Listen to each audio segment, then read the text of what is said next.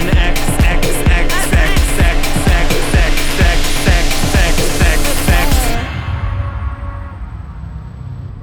was that bitch's number again?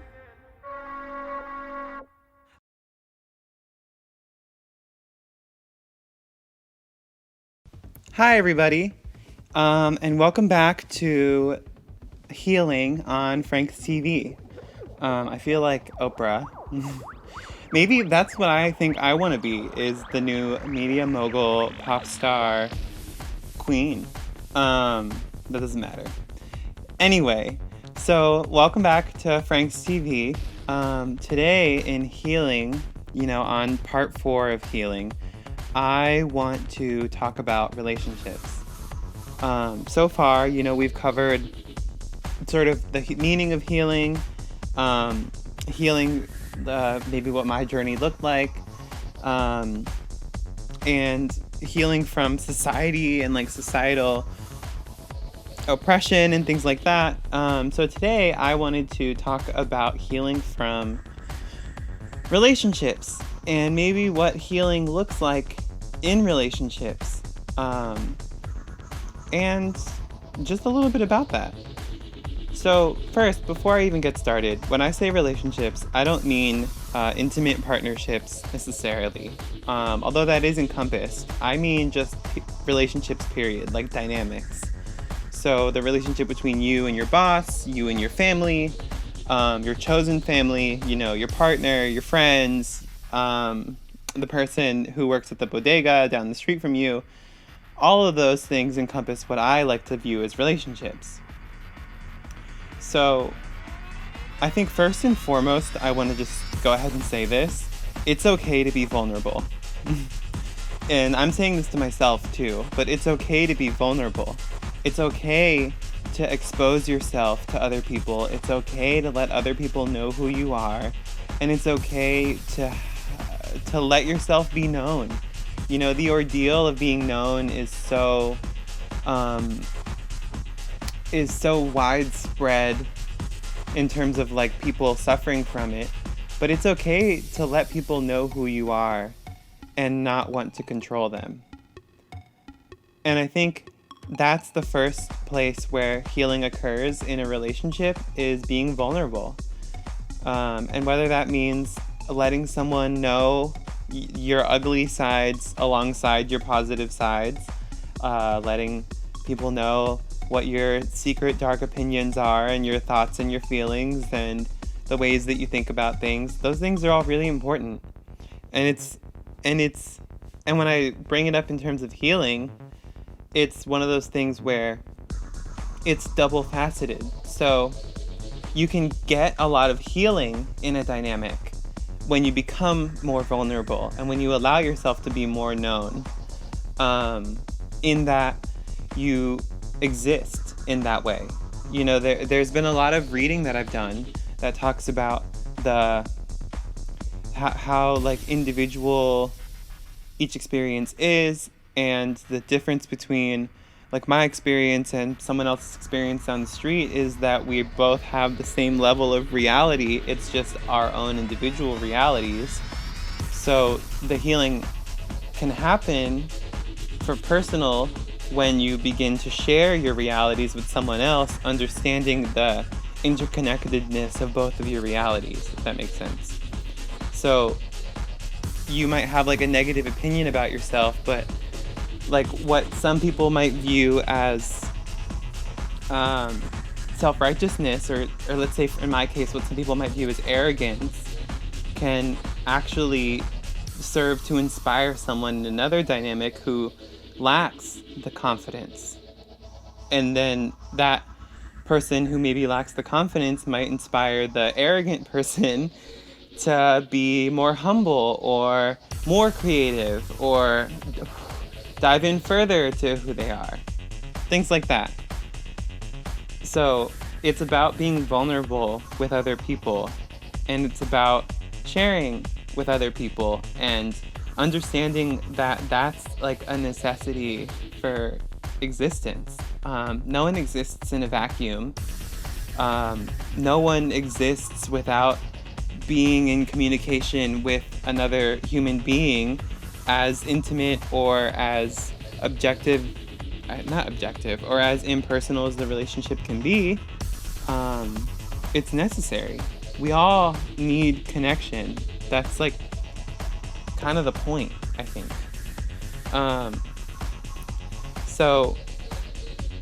But then on the opposite end, relationships are all temporary because we're all human, and things happen and people lose touch or people have to separate for whatever reasons. Relationships can become very toxic and they can become detrimental to both parties. And in that same breath, being vulnerable in the situation beforehand when the relationship was good and then continuing to stay vulnerable after is really important, because you want to acknowledge that I'll say it for myself. I don't know that people would not know this or know this. I don't really care, but I really care about my relationships. I really care. Like, friendships and people in my life are very important to me. And if you're in my life, you're really important to me, whether you feel that way or not. And so for me, when I've had fallouts with friends or family members or what have you, people that are in my space, I have suffered a lot in the past, wondering and like being confused about why the relationship didn't work, when in reality the relationship worked its purpose, and I'm understanding now that me and other people, and I'm speaking for all of us, it's that we're supposed to interact with each other, but it's not really up to us to determine how that interaction plays out, because you're supposed to that's what life is, it's about just taking things as they are and understanding that, me and this person had a confrontation that couldn't be resolved, but that confrontation brought out something in both of us that we both needed to understand. And that's just is what it is, so I think in terms of healing from relationships, it's that sometimes you hurt other people and sometimes you get hurt by other people and sometimes both of you are hurting each other. And I think that it just is about taking that for what it is and being real and understanding that other people are equally as complex. Like I said in the last video, other people are equally as complex as you, and those complexities serve every individual person on their own individual path. So you can't take too much personally when it comes to other people in your lives. But that being said, I think that the more we go through these experiences of loss and of misunderstanding, you end up making different kinds of connections, and you learn more about yourself, whether you want to or not, and you understand who and what and how people should be in your lives if they're meant to be there. And relationships are complex. You know, I think things that I'll say that I think we can all just like take a breather on. Group dynamics can be very challenging. You know, I think assumed relationships can be very challenging. I think that there's not enough care on all parts of people when it comes to dealing with other people, because we all have our own expectations and we all have our own beliefs of how people should behave and what they should do and what they should look like in terms of being in our lives. But it's not really up to us individually to determine how people interact with us. It's up to us to determine how we interact with them and what we choose to absorb or deflect or internalize. And I think it's great when you can have one-on-one relationships with multiple people, but understanding that those people have relationships with other people and that everyone's life is just as complex as your little life is, because all of our little lives together are one big life, and there's no right way for that blankets everyone. There's just commonalities amongst all of us in terms of living style, but not exactly living method. Yeah, I really like how that sounds. I think that that's what it is. It's that when I look at like healing in relationships, I think that there's just a lot at play. So diving into like intimacy, first of all, I think all of us have intimacy issues. In the age of the digital media, I think, especially with something like Instagram and Facebook, and even me doing this on YouTube and stuff, there is so much that happens online that reflects real life. Like, let's say if like someone unfollows me or like severs a following connection and stuff like that. If we haven't talked about something in real life, then it can be challenging to try to understand why that person did that. But I think what ends up happening is that, you know, Instagram's not real. What's real is me sitting in my garage, putting up lights and a backdrop and sitting here and talking to you. This is real in that sense, but the interpretation of it online to you, that's not real. So the relationships can be kind of skewed, and people get misrepresented all the time because we're only presenting certain parts of ourselves.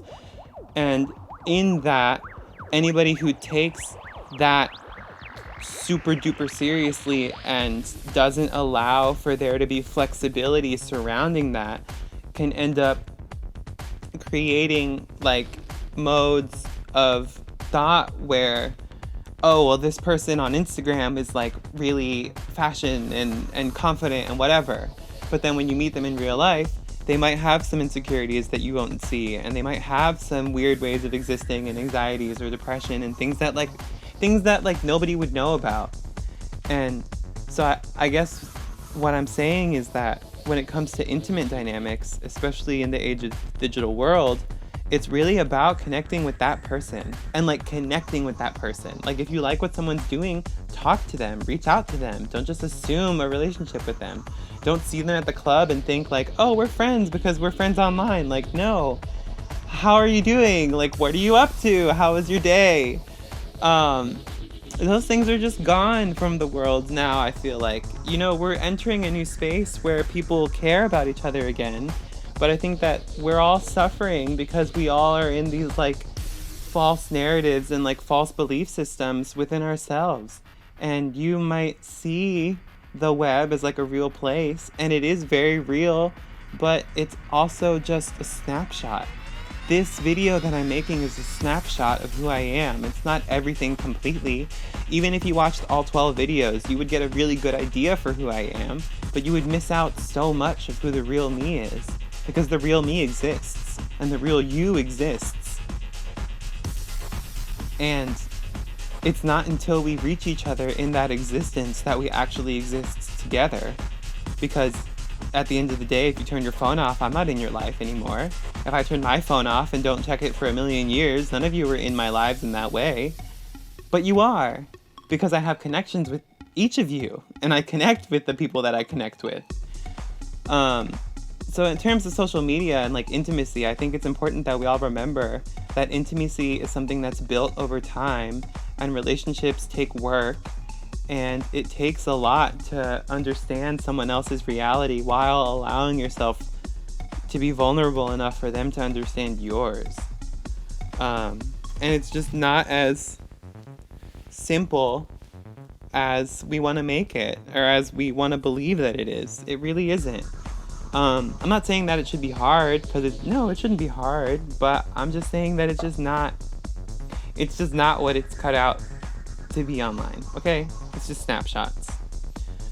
So moving into real life dynamics, I think it's important to understand when and where and how people, like how you interact with people and what you bring to the table, and then how they interact with you.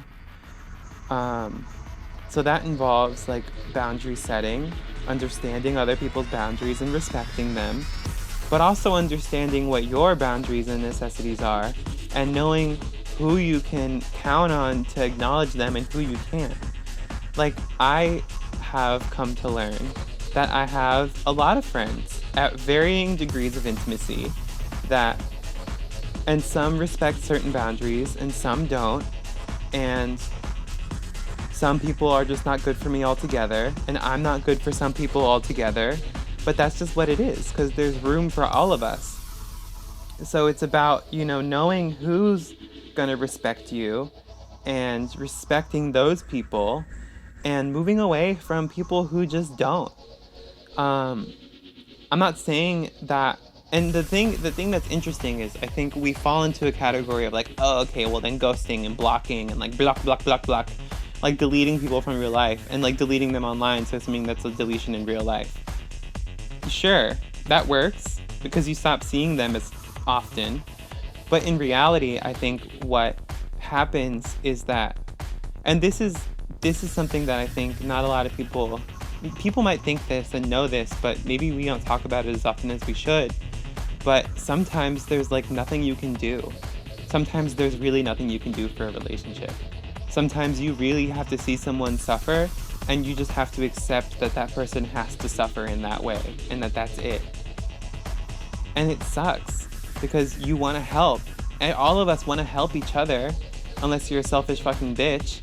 But anybody who sees someone else suffering, all you can really do is like offer some guidance when and where that person allows it. But in reality, you really can just watch out for yourself in the most selfless way, in the sense of like, you have to know who you are first, and then you can interact with others, and that's healthy. Whereas, being in dynamics with other people and trying to absorb them or trying to take what they have, and like envy and jealousy, those things can't exist in dynamics. If you can't be happy for one of your friends, that person's not your friend. Whether or not they've done a million amazing things for you, if someone's not happy for you, they're not your friend. That's just what it is. But the interesting thing about that is that dynamics also can bring forward so much information for you as well. In that, if you're in a toxic dynamic with someone, you can acknowledge, it's up to us to acknowledge our own toxicity and then determine how to move forward with and in that dynamic. So that's what I think about that, is that we don't take enough time for ourselves. Really, when I talk about bringing up relationships and talking about healing in dynamics, it's about making time for ourselves within those dynamics, but understanding the people that are on the opposite end as well, and doing your damnedest to know them well enough and to interpret like subtle cues and emotional responses and things like that, and understand, okay, this is who I am to this person, this is who they are to me, but in their own world, that's who they are in their own world, and this is who I am in my own world. So where is the crossover? You know, it's a soulmate is fantastic in that you feel that you can connect in a million different ways, but regardless of what anybody says, your life is unique to you. You can have there could be twins, born and raised, done everything, every single thing together, but the one time that one twin went and did one other thing than said twin, their lives deviate, and they instantly have completely different experiences. Because they're supposed to, because we all do. So I kind of just talked a lot about and like kind of blurted out all of that. I had a lot of coffee. I'm having coffee now because it's early, but or it's early when I'm recording this. But I think when it comes to relationships, when it comes to healing from and within relationships, it's really about you, and it's about focusing on you. Why does this person take this way about me? Okay, what is it about me that this person doesn't like? Do I like that part of me? Okay, maybe this person doesn't belong here because they don't like this, but I do, you know? Or I don't like that person. Oh, maybe it's because I don't like something about myself. Things like that, you know?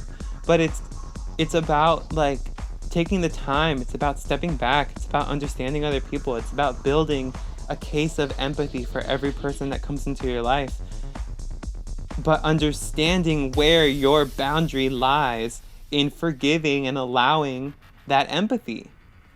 I've someone who's fallen a lot for relationships and people without giving myself the space to understand what those people were doing or who they were.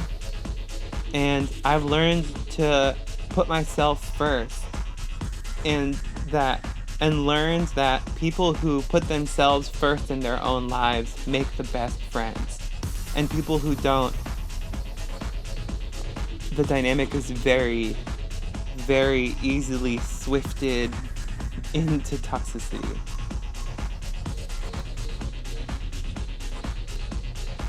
So, when it comes to healing in relationships and healing from relationships and healing in dynamics, I suggest building the biggest case of empathy you can. Giving yourself the space to understand yourself allows you to understand other people, and it allows for the relationship to flourish because there's no more expectations. There's just understanding on both ends of, oh, this person is red and I'm green. Or not green, this person's red and I'm yellow, and together we're orange, but when we're separate, we're red and yellow.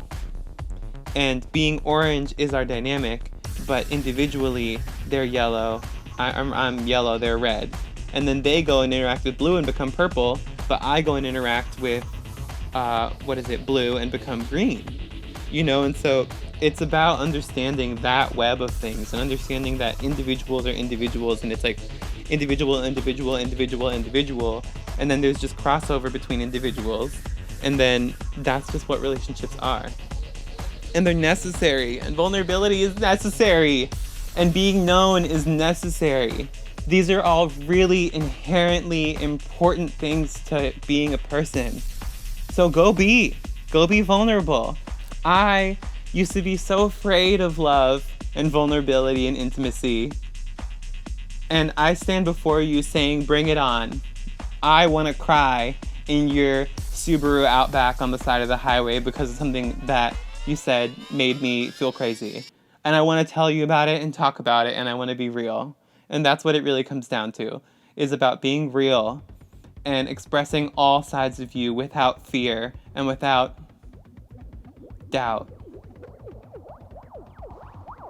It's loving without limits, loving without expectations, and understanding that you're supposed to love every single person that crosses your path, even the ones that hurt you.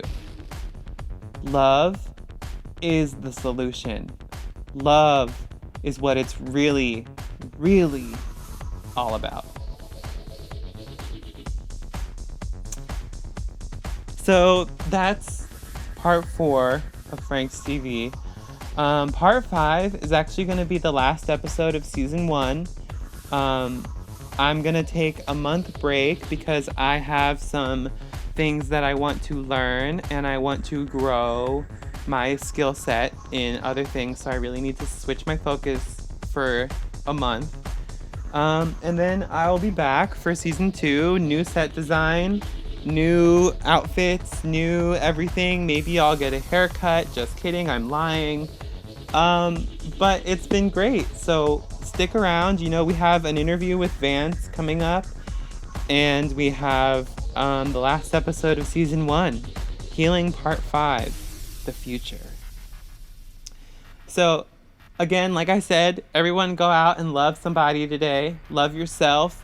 Love those relationships. Let expectations go. And understand the